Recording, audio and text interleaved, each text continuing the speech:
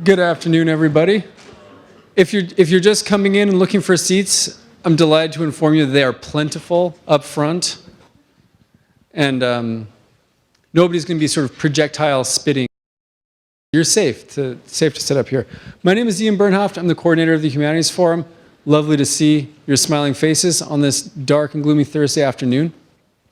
In case this is your first forum, I want to give you a quick tour of the lay of the land, so you know what to expect and what's expected of you. And then I'm going to pass the microphone off to people who have more interesting things to say. So, the forum is one of the flagship initiatives of the Humanities program. And we run it basically every week, usually on Fridays in this very room, because we want to offer an opportunity for the campus to come together outside of class to deepen their appreciation for the humanities, to encounter new ideas, new perspectives, and to hear from scholars, thinkers, writers from around the country, around the world. This will follow your typical forum format, which is we're starting at 1/2 the hour, and you can expect it to run like 75 minutes. So I guess that would take us to 5:45. First part of that, 50-ish minutes, we'll be hearing from our speaker. We always leave time at the end for Q&A, for about 20 minutes of Q&A. And as you'll know if you've been to one of these before, student has to ask the first question. So be thinking about that, as the time comes. You don't want any awkward silences as you wait for your professor to fill the gap, because there isn't going to be a professor filling the gap. It's on you. Afterwards, there's a reception down the hall. We always have more delicious food than undergraduates eating it. I'd like to see that change. So hop down the hall, say hi to people, grab some food, and then go on your way. Okay. The two admonitions I have to offer are, one, when you ask that awesome question in about 55 minutes, wait for the microphone to get to you and just say your name, like, I'm Ian, I study English, here's my question, okay? And then the other thing is, and almost all of you are already wise to this, is you should close those laptops and be present in the room. You can use pencil and paper, pen and paper if you want. You can just sear things into your memory. We'll put the video on YouTube next week, but we ask you to keep it as tech-free as humanly possible. Okay, with that, I'm going to hand the microphone over to Father Dominic Werner, who's going to... Thank you. So it's my honor to introduce our distinguished speaker today. And Professor Henrich certainly is the most interesting man that I've ever had the pleasure of introducing. I just learned he actually is even more interesting than I realized, and he has a bachelor's degree in aerospace engineering in addition to anthropology, which as an electrical engineer myself, I find quite interesting. Professor Henrich has done extended anthropological fieldwork with the Matsugenka in the Peruvian Amazon, with the Mapuche in southern Chile, and with Fijians on Yasawa Island in the South Pacific. His research deploys evolutionary theory to understand how human psychology gives rise to cultural evolution, how this has shaped our species' genetic evolution. His research has generated insights in the fields of cultural psychology, evolutionary anthropology, and behavioral economics, among others. He held the Canada Research Chair in Culture, Cognition, and Coevolution at the University of British Columbia, and now serves as the Ruth Moore Professor of Biological Anthropology in the Department of Human Evolutionary Biology at Harvard University. He's written more works than I could possibly name, although I'll highly recommend 3 books in particular, my favorite. In my mind, they kind of form a bit of a trilogy. So his book, Why Humans Cooperate, which he co-authored with his wife, Natalie. The Secret of... And finally, the book that is the topic of his talk today, which is The Weirdest People in... How the West Peculiar and Particularly Prosperous. So thank you for joining us, Professor Joseph Henrich. Thank you, Father. Thanks for that kind introduction. I'm here with you all today to share this book that I published in 2020. And one of the fun parts of this for me is you're going to get to see some updates that I've done, additional research as the great scholarly conversation goes on, trying to see if I can advance some of these ideas. All right, so I should say I started thinking about this in the 2000s when I was working with some psychologists, and we were finding an amazing amount of psychological diversity. And we ended up publishing on showing the amount of psychological diversity we were finding around the world. But then I spent from about 2010 to 2020 trying to see if I could explain at least some portion of that variation. So that's what led to this book. Now, to get us warmed up, I want you to think about introducing yourself to a stranger, maybe someone you're meeting for the first time. And so you're saying, I am, and how would you fill in the blank? So just try to think of 3 things you would put into that blank. Things that would tell this person important things about you. So what would you say? So one way that I could answer this question is I could say that I'm Jessica's father, I'm a brother, and I'm Ara's friend. Now, that's one way I could answer it, but if I was to be truthful and tell you how I'd actually answer it, I'd probably say something like this. I am curious, I am a scientist, I am a sea kayaker. So there's a basic distinction you can see in how I'm answering this. This answer, the true one, is based on attributes, aspirations, and accomplishments. These are things that I've chosen to highlight about myself. But when we do this in lots of places in the world, we find that people will give mostly their roles and relationships, their enduring groups, their ethnic groups, their clans, their relationships to important people in their lives. So there's this big difference in how people think about themselves. So this is an important idea within social psychology. And this is part of what social psychologists and others call the individualism complex. So anthropologists have been onto this for quite a long time, but about 30 years ago, the mainstream psychology gets interested in. So to quote the famous anthropologist Clifford Geertz, Geertz writes, "The Western conception of the person as a bounded, unique, and more or less integrated motivational and cognitive universe is, however incorrigible it may seem to us, a rather peculiar idea within the context of the world's cultures." So people from highly individualistic cultures tend to focus on themselves, and they highlight traits about themselves that are relevant and distinguish them from others, because it's important to distinguish yourself for reasons that will become clear as we go. There's this atomic view of the self. Individualistic societies tend to have an emphasis on guilt. So the difference between guilt and shame, which has been highlighted by lots of anthropologists and more recently by psychologists. So guilt is that feeling you have when you've failed to live up to your own standards. And shame is that feeling you've had when you fail to live up to society's standards. Now, these can be different things, and they can also be overlapping, but they're definitely distinct. Overconfidence, so people tend to be overconfident, meaning they truly overvalue their own abilities in some area.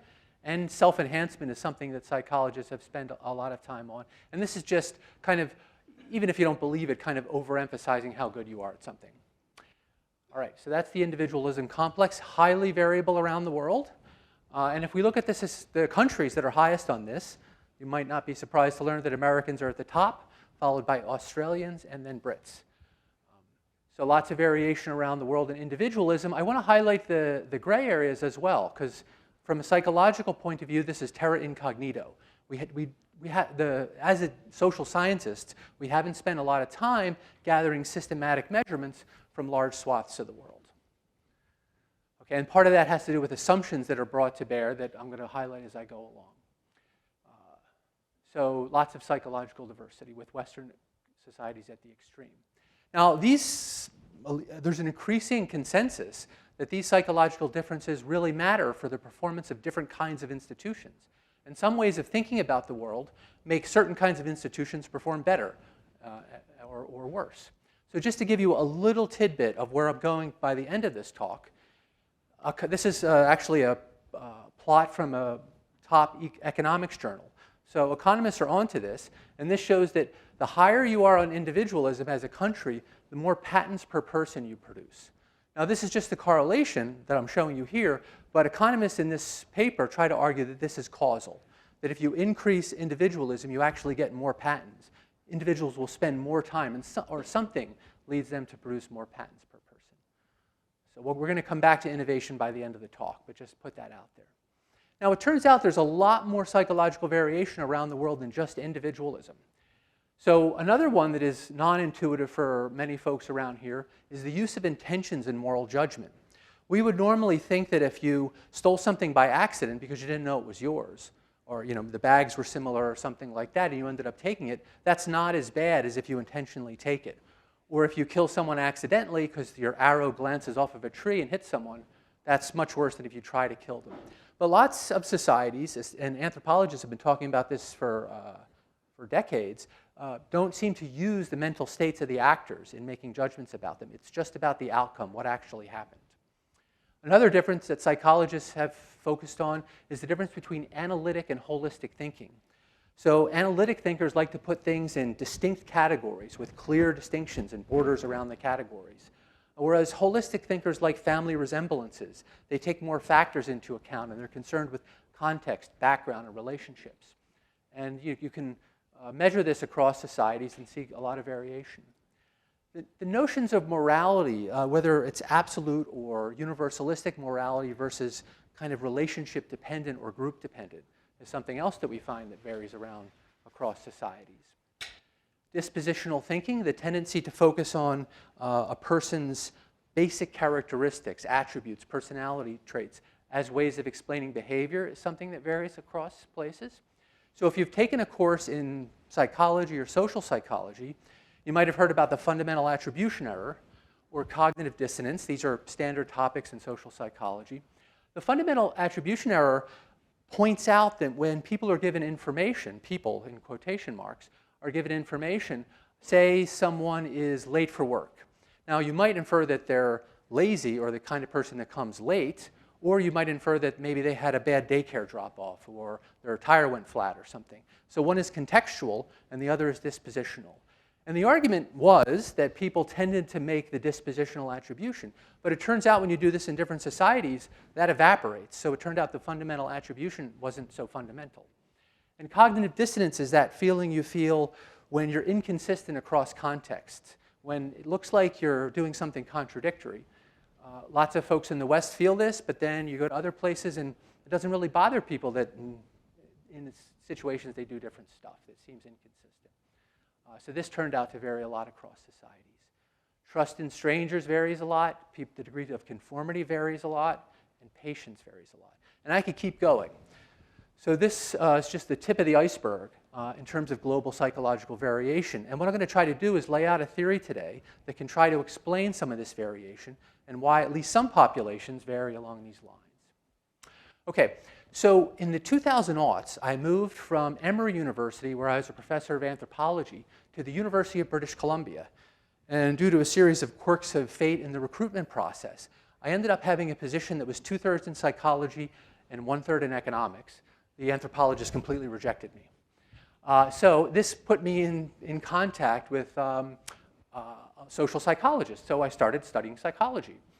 And we were gradually putting our heads together, two friends, Steve Hein and Aaron Norn Zion. And what we were finding was that not only was there psychological variation, but that the societies most studied by psychologists were at the extreme end of the distribution.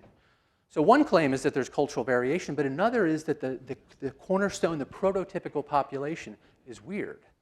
So we coined this acronym to try to, as a consciousness-raising device, to tell researchers about this problem.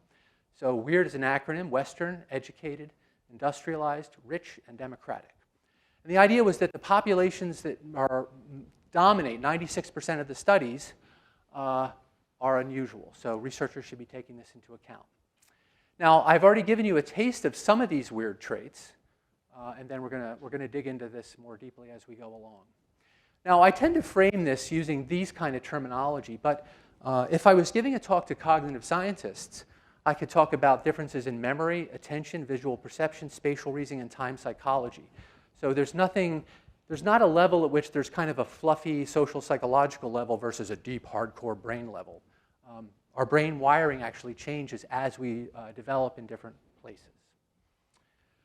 Okay, so a couple of cautions here with the acronym, and I've kind of learned this after making up the acronym, is that as soon as you make up something like a label like weird, people immediately create the antithesis of it. So there's now people in the literature published that are talking about non-weird societies. But the way to think about the problem with that move is think about if you found a new kind of bird species and you called it a penguin. That meant everything else in the world is a non-penguin, including snakes and lizards and fish. They're all non-penguins. But they have nothing interesting in common. So it's important to keep that. And remember that weird is just a consciousness-raising device. Okay, the second thing is that at times you'll see country-level data. Usually that's a convenient way to display it, or sometimes that's the level at which we have the data. Whenever possible, I'm going to go subnational, is what the economists say. So I'm going to look at variation within countries. And I'm going to show you some data that shows continuous variation from village to village And finally, I want to emphasize that this way of thinking, the way I'm kind of introducing here, is very much anti-essentializing. It's a cultural evolutionary process that shows psychology changing over time. So I'm going to show you evidence that suggests that psychology in Western Europe has changed pretty dramatically in the last 1,000 years. All right. And finally, some of the terms I use, I find that people want to add, valence to them. So for example, at times I've been criticized for saying that certain populations are conformist.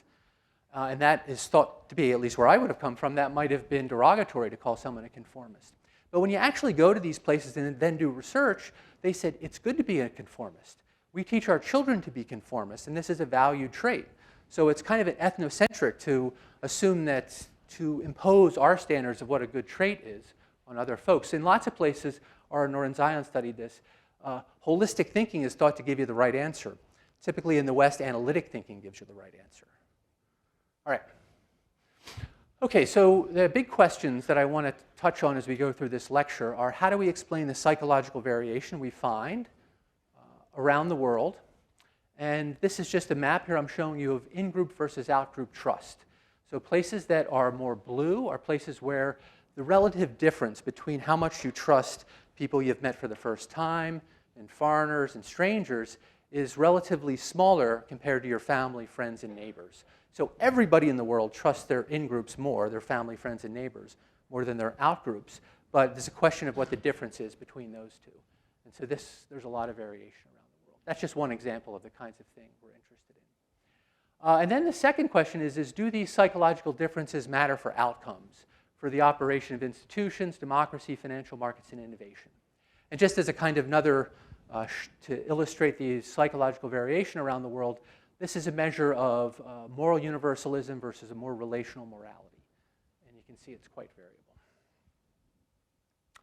Okay, now the framework I operate in here is I'm an evolutionary biologist at heart, and we're trying to develop a framework for thinking about humans that incorporates cultural evolution right under the Darwinian umbrella. So it's an epistemological move.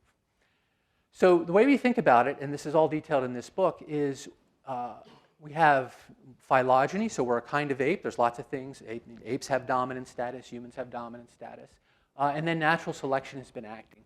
But rather than make the intellectually destructive dichotomy between learning explanations on one hand and biological explanations on the other hand, we think of our capacities for learning of others, our capacities for culture, as adaptations to acquire information from other minds, to figure out who we should pay attention to and what kinds of ideas we should learn.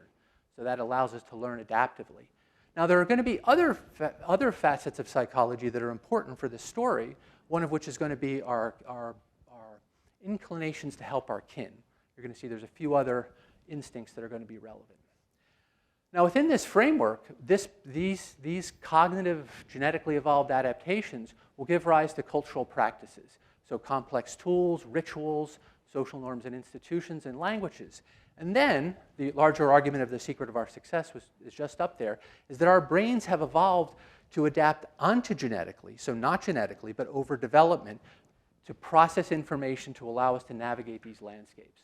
So just to give you some examples where we have evidence, is that our visual processing is affected by the visual worlds we live in. So if you live in a world like this, with lots of 90-degree angles and carpentered corners, you actually see illusions that people who don't live in a carpentered world don't see. There's variations. Rituals, for example, affect self-regulation. So some of the rituals we find in the major world religions seem to give people a better ability to self-regulate.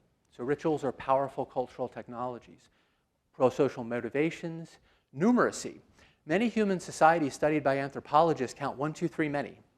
And if all of you have inherited a numbering system that allows you to count without bound, it's recursive. And this means using this over the time growing up, it's kind of gets built in, it gets wired in. So the way you think about numbers is different than people from societies who didn't grow up with this convenient numbering system. There's lots of examples there. So one of the points I want to do in part is to dissolve this idea that somehow there's cultural differences and biological differences. Cultural differences are biological differences. They're just not genetic differences. right? So you grow up in a different world, your brain responds plastically to that different world. You end up with a different brain, but not because you have different genes. All right. And then eventually this feeds back on genetic evolution, but that's not important for today. Okay, I mentioned that other instincts are going to be important besides the cultural learning. So when anthropologists look around the world, they find that all human societies have kin-based institutions, but there's a lot of important variation in those kin-based institutions. This builds on our kin psychology, so there's a huge amount of evidence in evolutionary biology to show that animals will help their relatives. So this is, primates have this clearly. But in human societies, there's all these culturally evolved norms and categories that seem to extend that kinship out, that expand the sphere of who's counted as kin and define different categories of kin in different ways, that has important implications for who hangs out with who. Another instinct we have, which we share with gorillas, is pair bonding. So this joint collaboration between males and females for the purposes of rearing children, the preservation or the creation of the marriage bond produces a whole kind of type of relative that we don't see in non-humans, the affine. That's your in-laws. And then finally, incest aversion. So all animals are faced with not mating with close relatives, at least all primates, and humans have extended those into various kinds of incest taboos, which we find in different societies. So these form the foundation of human kin-based institutions, and throughout this talk I'm going to say that when we think about a lot of the psychological variation, we're going to have to think about how our minds are adapting to different kinds of kinship structures. They structure the networks in which our minds evolve in. All right, now the thing that most of you, probably many of you, most of you, I'm not sure, are familiar with a very unusual form of family. So this is data from this database called the Ethnographic Atlas. So anthropologists in the 1950s and 60s compiled 1,200 or so different societies with lots of data on different features of the society. So I went in and pulled out the kinship data and just showed a little bit of it here. And so these are different traits that different societies have. So bilateral descent. That's when you think of yourself as related to mom and dad. You might think, is there a different way? Yes, actually, most societies don't do it that way. So only 28% of societies in this record reckon descent through both mom and dad equally. Little or no cousin marriage. So most societies, 75%, have some cousin marriage. So the idea that many of you were probably disgusted at the idea of marrying your cousin, that wasn't disgusting in lots of places. Monogamous marriage, it's even rarer. So 85% of human societies allow high status and elite males to take additional wives. 0.1% allow females to take additional husbands.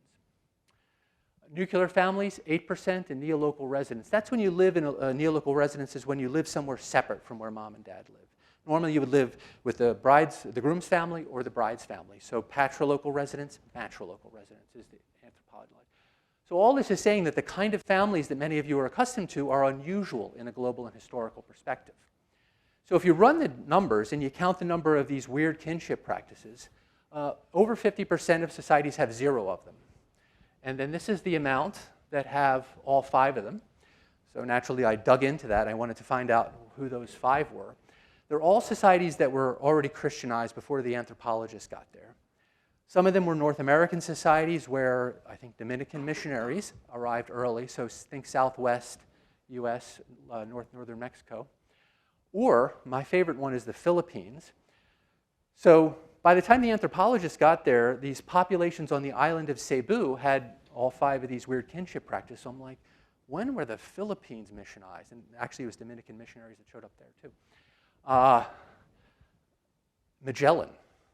Magellan had priests on the boat, and they started complaining about all the polygyny and cousin marriage they were seeing on the island of Cebu. You have to go back to Antonio Pigafetta, who was the chronicler on Magellan, and read Antonio Pigafetta. All right, so families are an interesting place to start with this because they're probably the oldest human institution, the only institution that all societies have for sure, and they're also the first institution that children encounter when they're growing up. You got to learn to navigate. The first thing you have to learn to navigate is your family before you deal with democracy and all that kind of stuff. All right, so to kind of set this up for you, we're going to have intensive kin-based institutions, and we're going to set up a contrast. But remember, this is a continuum, a contrast with weak kin-based institutions. So in intensive kin-based institutions, relationships are given at birth. So you have a lot of cousins and uncles, you have responsibilities and relationships to those folks. Whereas if you're born into a monogamous nuclear family, you got to go out and find your own friends, find your own spouses, find your own business partners. You're mostly not going to use family connections. In the intensive kinship world, you have to conform to the roles and relationships that are for each of those. So you have to treat your uncle in a certain way, you have to treat your older brother in a certain way. This is all sort of well spelled out in anthropology. Meanwhile, over in this world, you've got to find all these partners. So you have to cultivate attributes that make you attractive as a partner. And you don't want to be the same as everybody else, so you got to be a bit unique so you can stand out and do well in this marketplace of relationships. Because the market here is based on these personal attributes. Who do I want to be friends with? Or who do I want as a mate? This side has arranged marriages, so you don't have to worry about it. So you're going to seek new relationships based on connections. If you're looking for a business partner, you want somebody who's in your network, because that's what's going to create the trust, is that you're in your network. Here you want to look for a trustworthy person, or someone else that has other attributes. Trust based on embeddedness, social relationships. This is a shame world where you have to live up to the standards of all those relationships that you have to deal with. This is guilt. I didn't go to the gym. I didn't do my homework, so I'm feeling guilty. My neighbor doesn't care that I didn't go to the gym at all. Okay. So your identity here is derived from your personal relationships. That's why when we do the I am test, I am Jessica's father is important. Here, I'm a sea kayaker. Does anybody like sea kayaking? All right. So there's that. So the question is when did this transformation to the monogamous nuclear family occur? And you might think, well, maybe this happened. Maybe this happened when Western society started to get rich. So maybe it's post-1800, right? The sort of wealth curve begins to go up at around 1800. It turns out it's much older than that. So to go back into history, you can think about incest taboos. So we're all familiar with the strange way that English talks about affines. Probably never thought of this. So sister-in-law, what's the in-law? It's in-canon law. So Old English doesn't have that. English somewhere along the way decided that your husband's sister-in-law, your husband's sister, you're a female anyway, your sister-in-law, you should treat them like a sibling. And so that means no sex or marriage, right? So you can't marry your sister-in-law ever. And also no cousin marriage. So there began to be an increasing number of taboos. First it went to first cousins. I think that, well, there was a couple of failed starts, but sometime around 500 CE, you begin to get bans on first cousin marriage, second cousin marriage, third cousin marriage, and by the turn of the millennium, out to 6 cousins. And then Fourth Lateran Council, 1215, contracts down to fourth cousins. All right, polygamy is banned. The pre-Christian tribes of Europe all have polygamy. The Celts have additional wives. They have concubines and primary wives. That all gets banned. And no arranged marriages. So the complex kinship institutions of Europe would have had a certain amount of arranged marriage. But into the Catholic service, the female, the bride, gets to say, I do. Very rare. Lots of traditional societies, the bride doesn't get to say anything. But the Western Church introduces this idea that and this is a final check to make sure it's not an arranged marriage, it's not being forced. And the Church also is very interested in inheritance. So lots of intensive kinship societies have inheritance automatically occurs. There's no notion of will or testament. And this is changed, and the policies are that the individual owns things so that they can bequest it.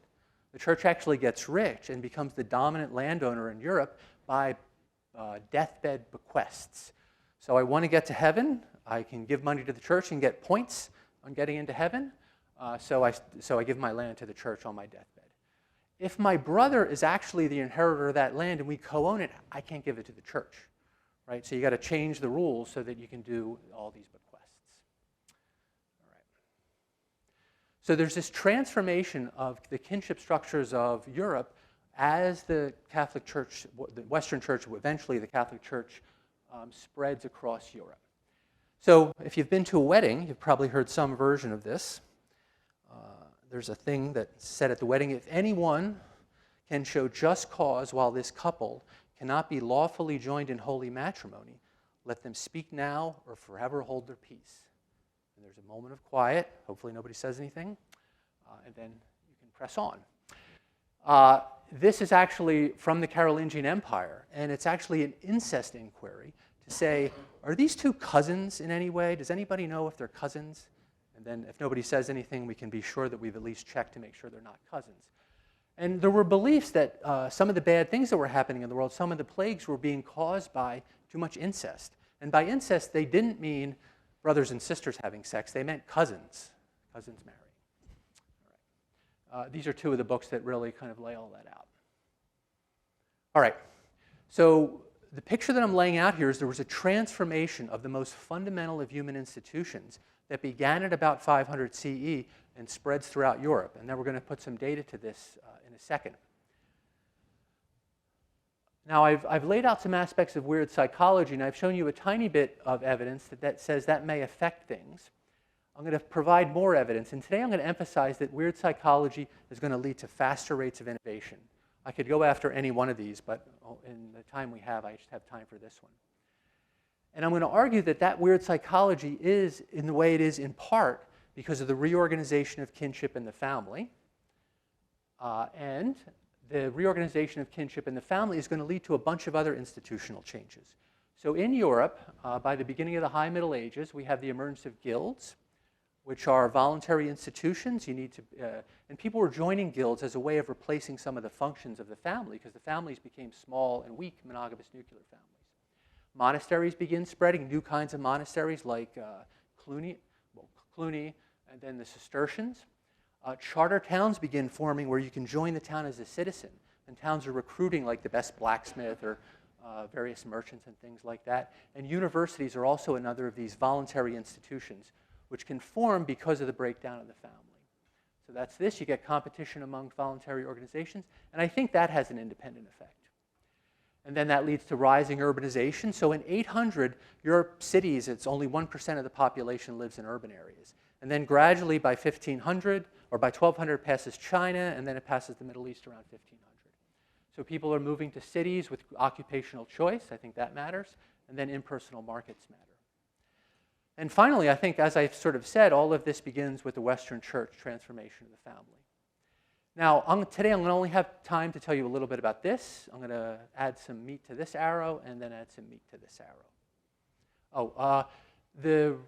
The green arrows I can potentially show using contemporary data, but the red arrows require historical data. That's why they're different colors. All right, so that's the idea. Now, how do we test it? So my colleagues and I, which were mostly economists, put ourselves to this challenge. If this argument is correct, we should be able to link the diffusion of the church to changes in kinship structure. We should be able to link that to changes in psychology. We're going to need some kind of psychological measures. And if both of those hold true, we should also see this. This is a paper published in Science. All right, now first I'm going to show you the country-level data.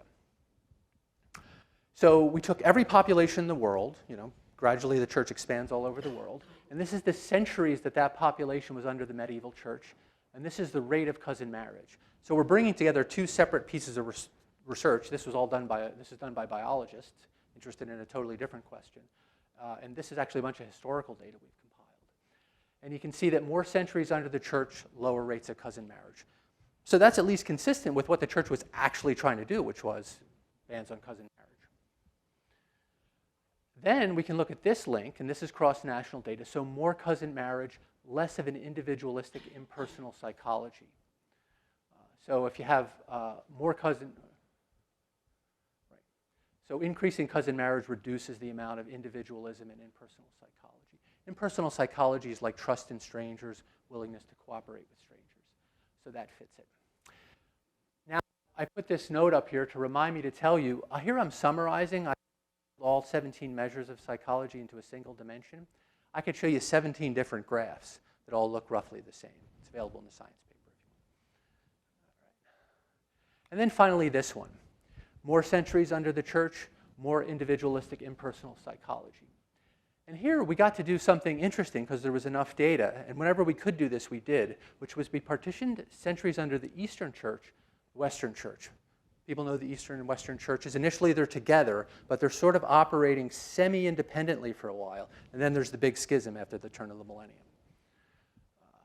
All right, so we always get weak effects with the Eastern Church. So the Eastern Church is imposing some of these, but they have a kind of light version of a lot of these incest taboos. They never go out to 6 cousins, and they're sort of less enthusiastic about the whole thing in general. And we get the stronger effect with the Western Church.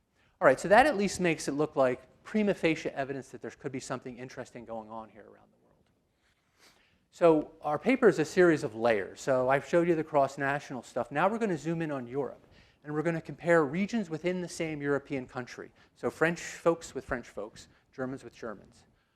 We're not going to get to do the second-generation immigrants because of time, but feel free to ask about that. And then we'll zoom in on Italy. All right, so one of our data sources, how are we going to measure this, right? So this is the age of big data. We go back to the old books, and we find books that give us the founding date and the location of the bishoprics of Europe. So we have a data set that has location and date. And we can track the spread of the church, at least based on the bishoprics. And this goes from, you can see this, there's 500, and then the church is spreading. It's spreading differently in different places. Look, those just turned gray because the Muslims conquered Spain, right? So those things, you go inert when a power unfriendly to the bishop in Rome, the Pope, takes over. And you'll see the same thing happen in Sardinia and Sicily because they're ruled by Muslim powers for a while. All right. So what you can do is you can take all that, and you can take every little 1.5 by 1.5 degree piece of Europe and calculate the number of centuries that piece of Europe was underneath the Pope in Rome. On here, I've also put the Carolingian Empire, so think 800 CE. It's under one empire. It's not much of an empire, but that border is important. And then the Iron Curtain might play a role as well. All right, now we're going to use that to predict contemporary psychology among modern-day Europeans. So we have a measure of individualism from surveys. We have a measure of conformity and obedience, impersonal fairness, and impersonal trust. Now, you might worry about whether you can measure psychology from survey questions. In the footnotes in the book, I go through a lot of hand-wringing showing that these correlate highly with what psychologists would measure using other kinds of psychological measures. What economists would measure using trust games or things where real money's on the line. All right. So the enterprise here is to take how long each group of people were exposed to the church and see if that explains the psychological variation.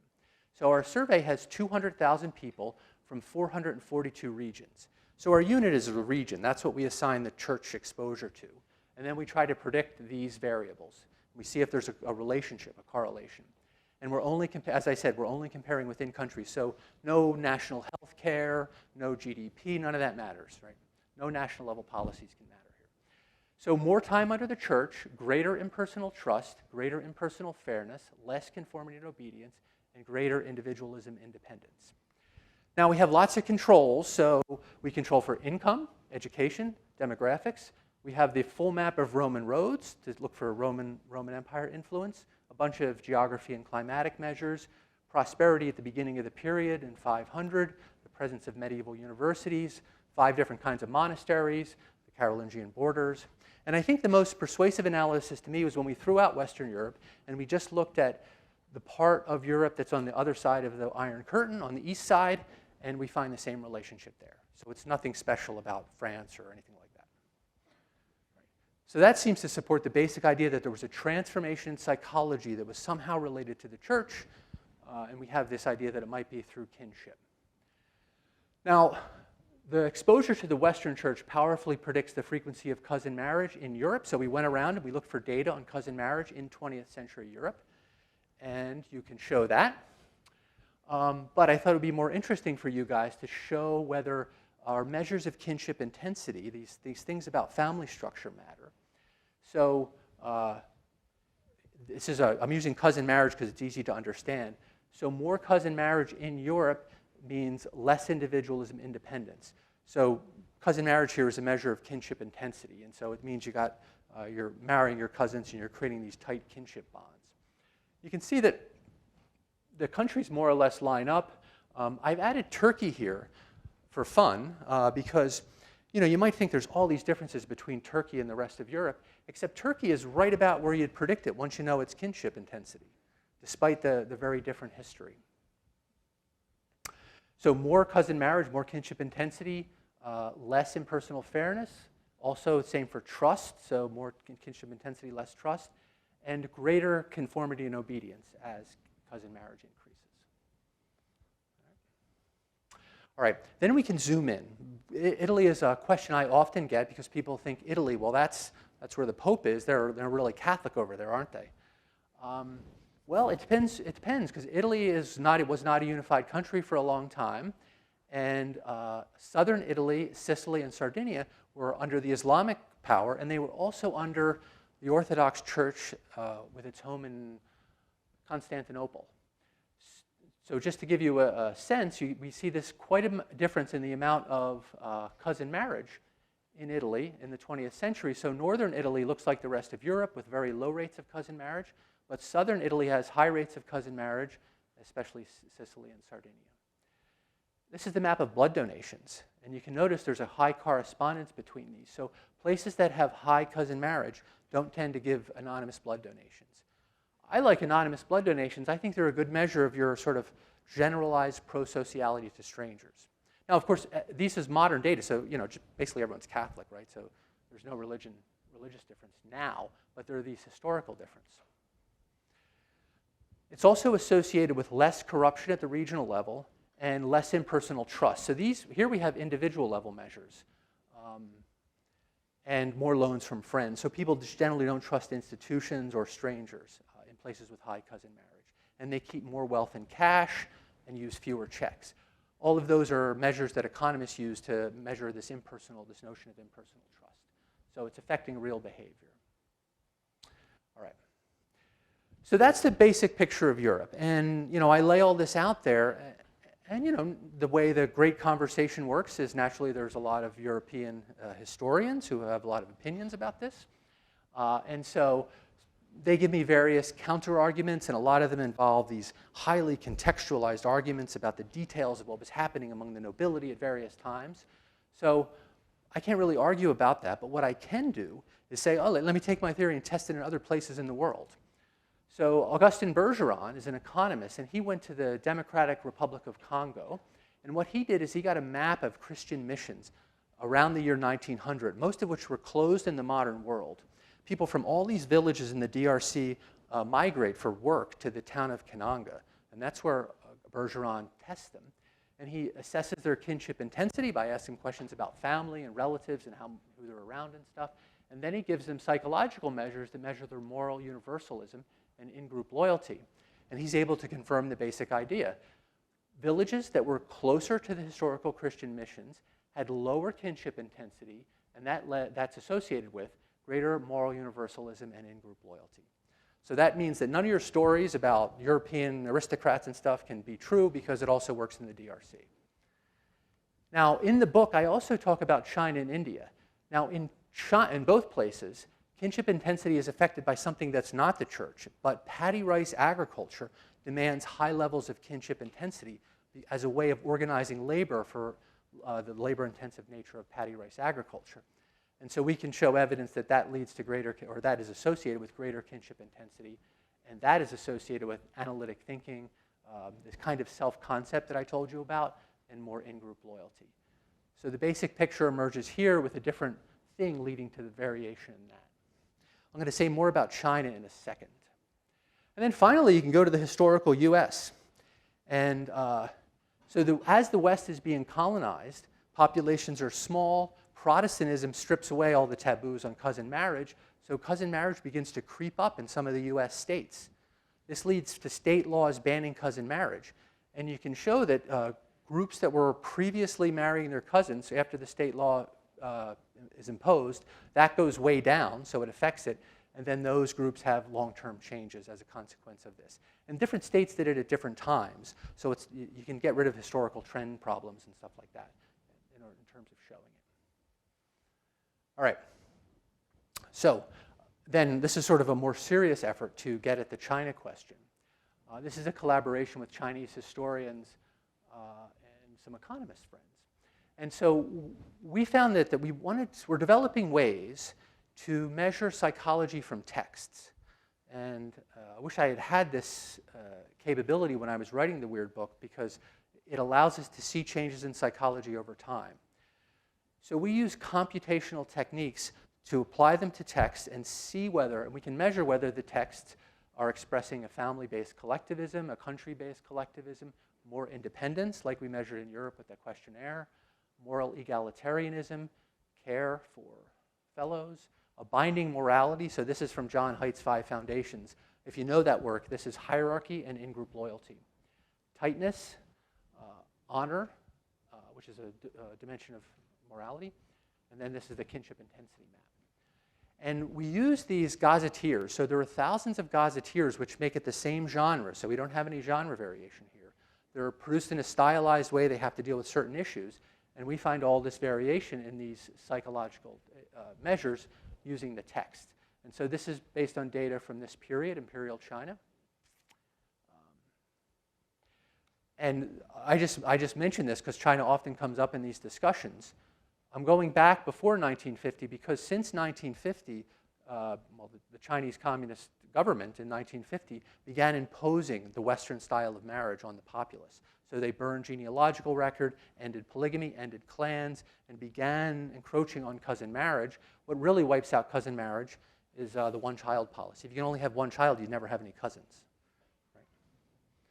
Okay. Ooh. All right. This is the results, just a quick look. This is unpublished data. So this is, you're getting a chance to look at stuff that's still in process. For all these values, the predictions are confirmed. Kind of shocking, actually. So higher kinship intensity, less independence, more binding morality, more collectivism, more family-based and country-based collectivism, less egalitarianism, more tightness, and more honor. So we have a whole program now trying to understand variation in honor across societies. So that seems to be the case in China. But then our question is, you know, what's driving the kinship intensity? That's the next natural question. Clearly, a big part of it is kinship intensity. We think monsoons might also be affecting it. There's a kind of monsoon window that is influenced. All right, so let me just move on to the last phase of the talk, which is thinking about how weird psychology affects innovation. Now, the approach that I laid out in The Secret of Our Success, when I talked about the overview of how we think about humans, suggests that if we want to think about inventions, novel ideas, and technologies, we have to zoom out from the individual to think about the community. And it turns out that most inventions are actually recombinations of existing ideas, where you take two ideas and put them together. And if that's true, then the ability of communities, whether they're cities or counties or countries, is going to depend on the population size. More different minds can work on the problem. Cognitive diversity, different people know stuff that can be brought together to create recombinations. And interconnectedness, those things have to meet. So diverse minds have to meet in order to create the recombinations and lead to the innovation. Psychology and sociality is crucial because that's going to affect your likelihood of meeting and creating those recombinations. So impersonal trust, you can interact with a stranger and share ideas. If you're not very conformist, you're willing to express strange ideas, which others might use to create a recombination. Tolerance, same thing, more interaction. Individualism is actually about treating others like individuals as opposed to members of groups. So you want to know, well, what are the attributes of these different individuals rather than writing them off for being assigned to a group? That's actually the core of individualism. And you want to impress others with your novel ideas. Okay, so we're going to go back to the church now. So we have our bishopric data, and we looked at what happens to the flow of people when the bishopric arrives. Now, you might say, well, how do you know what the people are doing? Well, we don't know what most people are doing, but there is a data set of over 2 million individuals that researchers have created from essentially scraping Wikipedia and turning it into a data set. So we're tracking the flow of famous people. And it turns out when a bishopric arrives, more famous people start moving around. So there's lots of reasons why that might be the case, but then this is the more interesting part. We think we can provide evidence of greater creativity. So the famous people do different things. So you got your artists, inventors, and writers, and we're going to call those creatives. And you got your generals, clerics, and nobles, and we're going to call those non-creatives. Now, some people have multiple occupations. So we put Thomas Aquinas in with the creatives. He's not a cleric. But we can run this in different ways. And what we find, so first important point. So this is 500. You can see these are different locations, and this is the flow of people among these regions. And then 1,000, a lot more regions, a lot more flow, and then a whole lot more flow across these regions. So this is the wiring up of Europe's collective brain, right? More flow, more chances for recombination, sharing of ideas. People are freed up to move because they don't have the responsibilities of kinship that normally keep people in place and tie them to land, give them ancestor obligations and whatnot. Very common across human societies. This, for the economists, is a killer plot.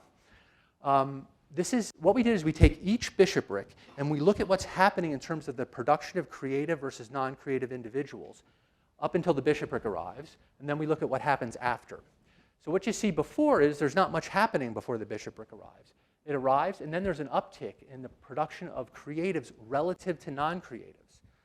So it's not just about producing more famous people, it's producing a particular kind of famous person, someone who makes contributions that are considered creative by history. So this looks like historically, we think that this is a consequence of the demolition of the families and the changing psychology. Now, in The Weirdest People in the World, I argue that this is what leads to the Industrial Revolution, over a long period of time. So what this plot shows is if you imagine you're a person in a city, and you think, well, I can learn from anybody in my city, and I can kind of learn from people in other cities depending on how easy it is to get to those cities. So here I'm plotting the increase in the size of Europe's collective brain based on urbanization plus reduced costs of traveling between cities. And so you can see there that England there is at the top there by 1800. And there's all these institutions that are voluntary institutions that you don't see in kinship-intense societies because they're groups of strangers who come together for various reasons that have a big effect. So rising urbanization, immigration. The apprenticeship system is super interesting to look at it comparatively. So in lots of systems, well, I looked at China and India essentially, so I'm really talking about China and India. The apprentice is almost always a relative. And whereas in Europe, in England, places like that, the apprentices were often strangers. So you have a flow of ideas right there. And then Europe has the journeyman stage. So I've done my time with the master. I'm still not a full master myself, but I have to go to a different location. It's like a postdoc, for those of you who know what that is. And you have to go to another lab, or another shop in this case, and learn the trades of a new master as you're sort of working your way up there. So it's going to create a flow of ideas among different groups. And of course, universities, and there are these knowledge societies that pop up, and coffee shops pop up where there's a lot of exchanges and stuff. There's a bunch of social factors. And then the psychological factors will all also energize the flow of information among individuals, fueling innovation. Now you might say, well, you're telling me about medieval Europe. How does all this matter for the modern world? So this is the distribution of the patents between 1980 and 2014. These are my colleagues who worked on this with me. And we're going to use patents as a proxy for innovation. Now I could show you stuff showing the patents correlate with the production of creatives over time, which shows, I want patents and creatives to be measuring the same thing to some degree. And we're going to try to explain some of this variation in Europe in patenting. Patents per capita. So you've seen some of this. So the church exposure seems to explain aspects of weird psychology. It's also true that you can look at percentage of nuclear families or Facebook friends. So parts of Europe that have more time under the church, people have Facebook friends that are further away. So they have further social connections, and there's also more nuclear families. And this relates to having more patents. So places that have more nuclear family have more patents, and weird psychology, more trusting, less conformist societies tend to have more patents. And then we can do that. So church exposure predicts patents, and that's it. So regions of Europe that had more medieval church exposure tend to produce more patents per capita. We're only comparing Europeans in the same country, so this is Germans with other Germans. And then, how am I doing on time? Yeah. Final note is the incest councils. I kind of can't believe this worked, but it turns out the church keeps good records. And they have records of the bishops who attended all of these councils where they talked about incest. And so we're able to show that you get more patents per capita if your bishop was a better attendee at the councils that happened to be about incest. Because we look for the effect of councils not about incest, where incest wasn't discussed. They don't predict patents. But attending patents where incest rules were discussed do predict patents. Still kind of hard to believe.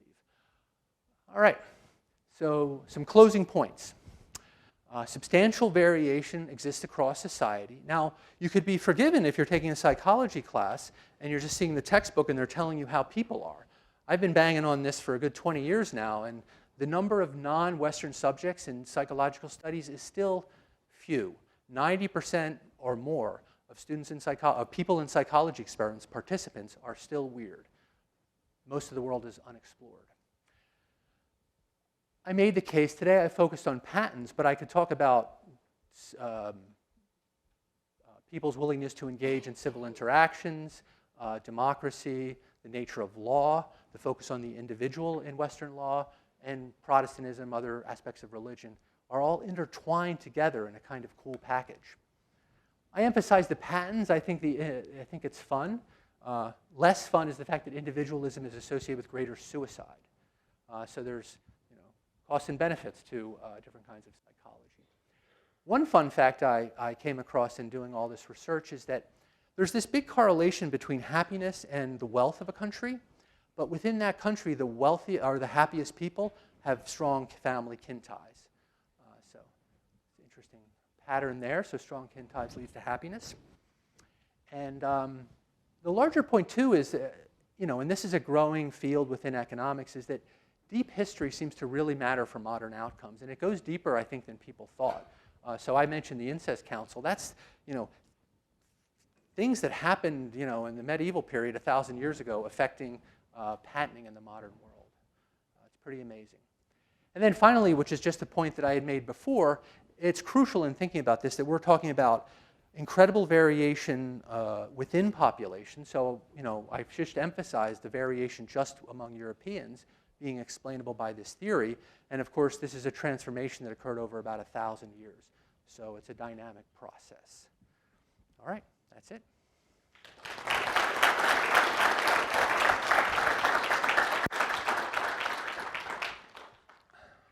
So remember, when the microphone comes to you, say your name, say your question.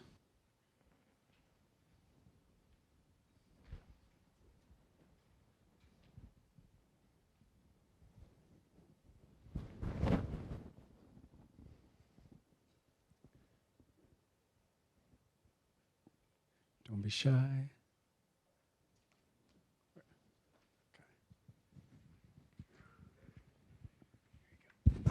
I'm Colin. I'm an econ major. And you had talked about with the spread of information comes like a lot more trust in other people with that information. Do you think like now that's come to a boiling point with like things with social media and stuff like that? Like people aren't able to discern between what's true and what's not true because of that like inherent trust? Great question. Thanks, Colin. So there is a decline recently in trust in the U.S. for sure. There's a lot of variation across counties in trust, so that matters a lot. It would seem intuitive to me that social media could be reducing trust. And one of the things that people use when they're deciding whether to trust someone is they use their own beliefs. So they even do these experiments amongst babies. So they do these experiments on, like, say, 1-year-olds. And they have two individuals, and each one says the name of an object that the experimenters have pre-tested to see if the kid knows. And one individual says it incorrectly, and then one says it correctly. Okay, and then they go to a novel object that the kid hasn't seen, and each of the models say it. And then they ask the kid, what's this new object called? And what the kids do is they pay attention to who got it right before the first time with the thing they knew, and then they use that to decide. So, I mean, that's one of the things I think we see going on is people are saying, oh, they're right about that, meaning they match me in their belief on that. So therefore, they're probably right about this other thing. And that research also, this is all cultural learning in children and adults, people use what we call ethnic markers, but the single easiest one to understand is dialect. So you show very young kids or babies someone who says something in mom's dialect versus a different dialect, and then you see who they want to interact with or who they copy or which food they pick. And they use the dialect cue as a preference, figuring out who to interact with and who to learn from. Thank you.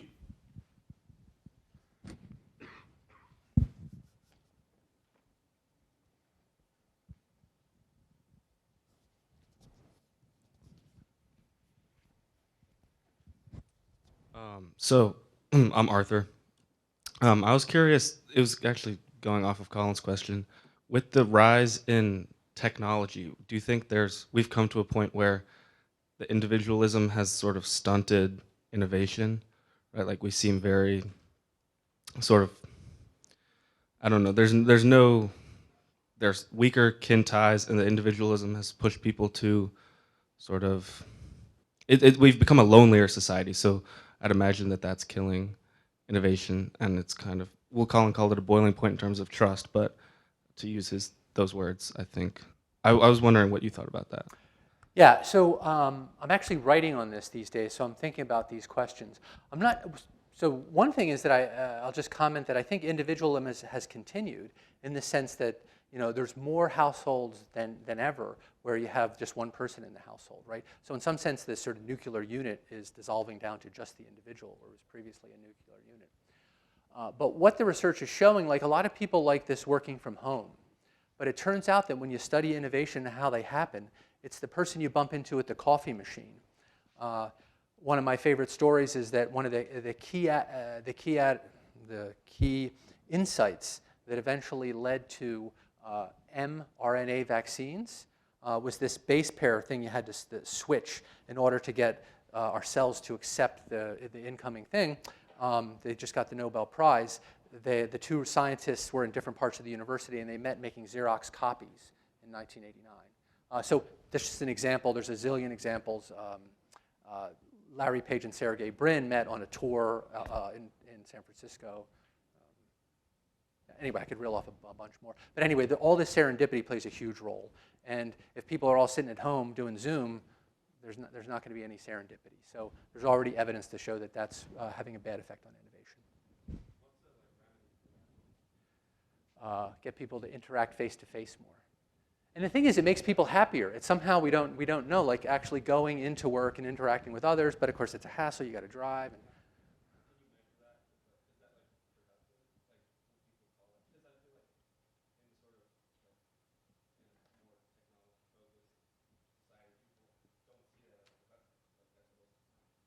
Right, but we can convince them if we point out this creativity boost. No, actually, some companies are recognizing this. Steve Jobs, before he died, was all over this case. He said, and one of the analyses in my book is actually, it's in 2016 and 2017, so pre-pandemic, people were still on their phones. They were forgetting to switch the switch that says, "Don't track me." And so they tracked all of these thousands of people around Silicon Valley. And then they looked at the economists looked at the patents. And you can see that people are meeting each other in coffee shops and in the gym and stuff like that. And that's resulting in companies that are far apart patenting because the people were actually crossing paths and because they got the GPS. Right? So, other questions?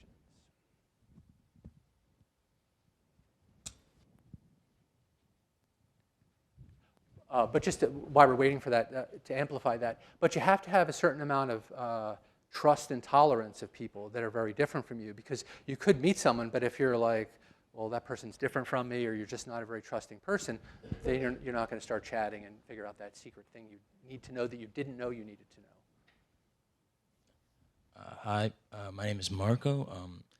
Going back to your zooming in on Italy, especially with it being one of the most predominantly Catholic countries in the world, how would you factor during that time and now with the increase of globalization and immigration from countries in North Africa and the Middle East, the clashing of Islamic people and Christian people, and how could that in the future affect kinship? Right. I mean, are you asking specifically about Italy or more generally? In general. Yeah, I mean, We spend a lot of time thinking about this in terms of looking at data to try to figure out the enculturation process. So when immigrants arrive, how long does it take? One of the analyses I didn't show you focuses on second-generation immigrants. So in that analysis, you have the European Social Survey, and you have people who were born in Europe and grew up their whole life in Europe, but their parents came from somewhere else. And so what we do is we tag those individuals with the location from where their parents come from. So that's a measure of their kinship intensity of their parents' families. And then we see, and we find that that explains some of the variation in psychology that we find. But the effect is an order of magnitude lower than if we use the first generation. So it looks like you get roughly a decrease of an order of magnitude each generation in the cultural heritage. Now, of course, that's going to vary, and there's lots of factors that affect it. So roughly 3 generations, and people have acculturated to the new place. But if you put people in ethnic enclaves, then it's going to take much longer. You want to mix immigrants if you want them to acculturate, just as a policy matter. All right, thank you.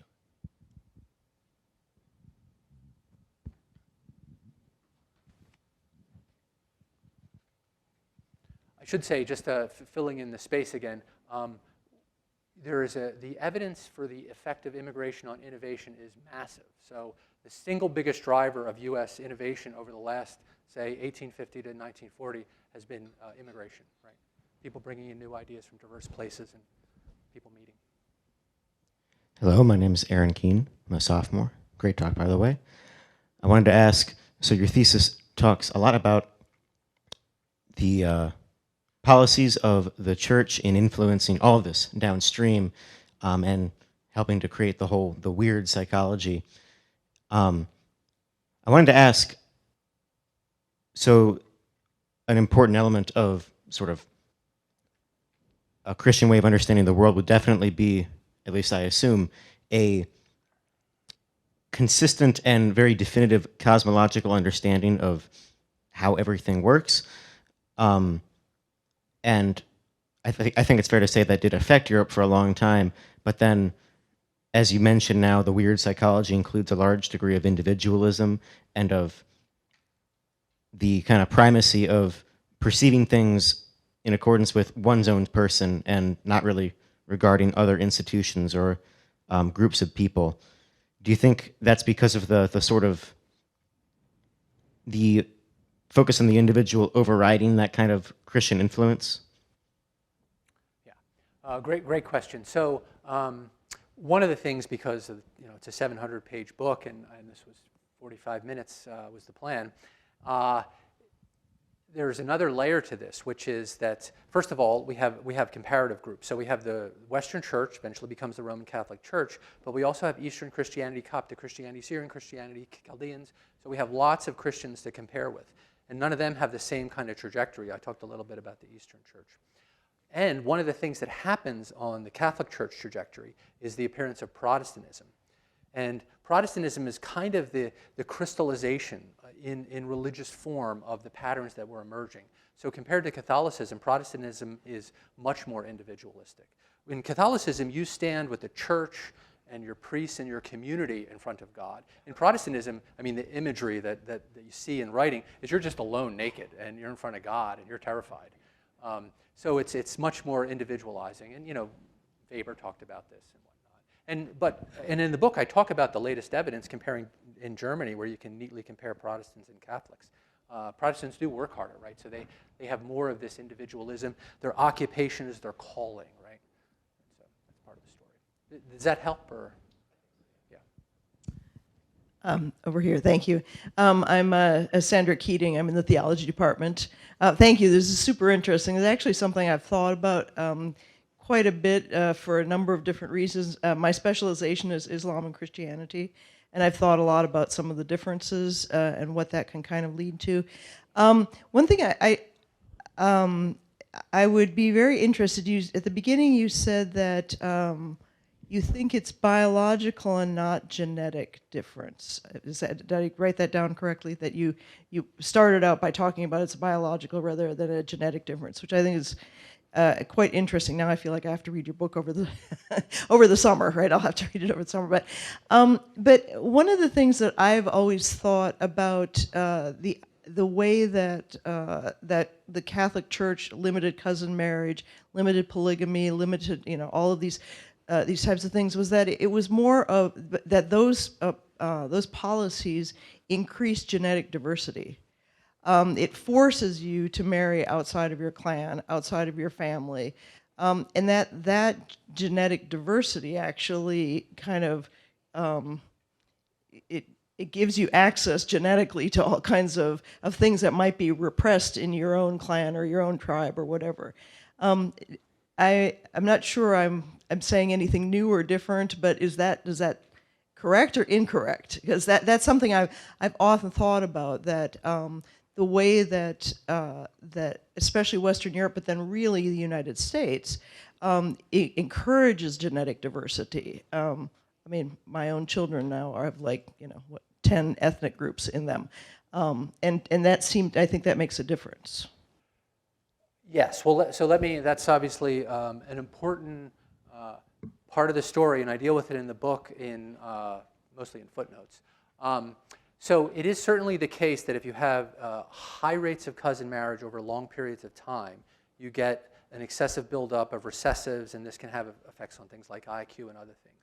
But first cousin marriage and second cousin marriage and whatnot has been very common across human societies. And as long as it's done at a sufficiently low rate, cousins are pretty far. I mean, we're not talking about brothers and sisters or even uncles and nieces, which is another kind of marriage that pops up.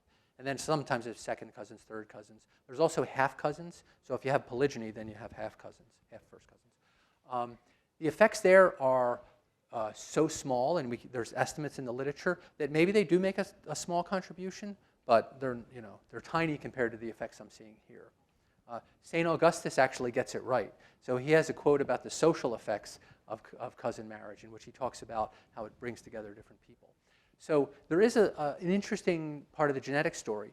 I think we can be confident that the church wasn't thinking this, despite the Augustine quote, because it's certainly not going to apply to sixth cousins or fifth cousins or fourth cousins. And it also includes spiritual kin and other in-laws which would be unrelated but only become related through the in-law. So it doesn't look like there's any kind of real consideration to actual genetic relatedness. People had some inkling of all this because of livestock. Right. Yeah, spiritual kin are big. Let's give a warm round of applause for Dr. Henrich.